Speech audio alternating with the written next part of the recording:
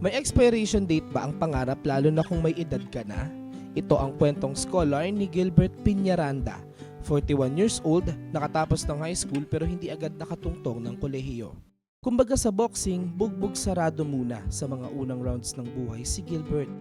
Maaga pa kaming naulila sa aming tatay. Ako lang po yung nakatapos sa pag-aaral kasi sa hirap ng buhay that time. Pagka-graduate niya ng high school noong 2003, nagtrabaho muna si Gilbert. Isinantabi muna ang pangarap na magkaroon ng college diploma. Kahit na gusto kong makapag-aral, naging kargador po ako sa palengke ng mga gulay. Kahit dumaan ang 2 dekada ay hindi nawala ang pangarap ni Gilbert. Naghihintay lamang ito ng tamang pagkakataon. Taong 2019, dumating ang pagkakataong iyon noong 34 years old na siya.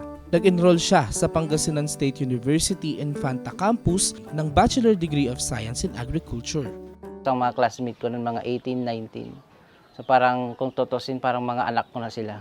Minsan may pagbubuling ako na naranasan. Kagaya ng mga champions na palaban sa buhay, nakakondisyon si Gilbert na makamit ang kanyang tagumpay.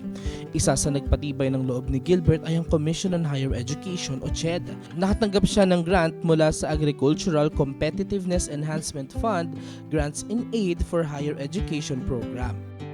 Dumating po sa buhay ko yung CHED when I was in first year po. Nag-try pa ako nagpasa ng mga requirements. Luckily, isa rin po ako sa mga napili as a scholar ng CHED.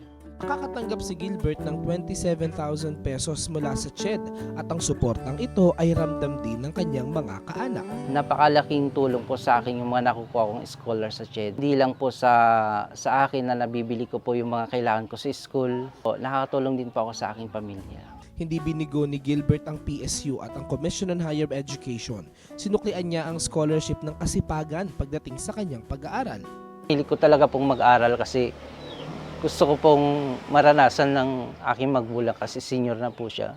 Na kahit sa sandaling panahon, may paranas ko sa kanya yung hindi namin uutangin ng bigas, hindi kami manghihirap ng bigas.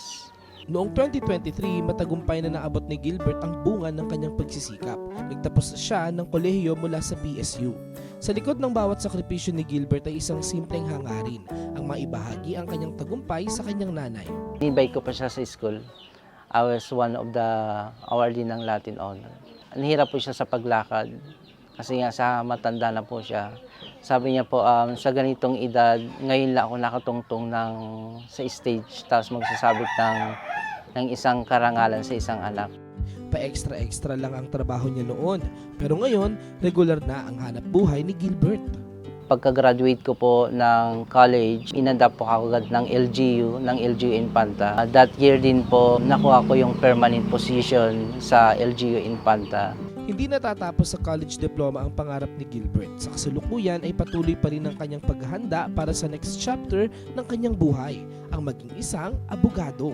Kapag nakaipon-ipon na po ako ng pang-tuition, ang plan ko po, gusto ko po mag-enroll this year at saka maging maayos na rin po yung bahay na pinapatayo ko.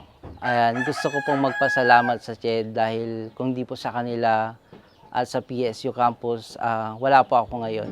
Pinatunayan ni Gilbert na ang pangarap ay hindi kailangan naluluma, walang expiration, walang limitasyon. At sa tulong ng institusyong gaya ng CHED at PSU, may mga katuwang tayong aalalay papunta sa magandang kinabukasan. Hindi sumusuko ang taong may pangarap.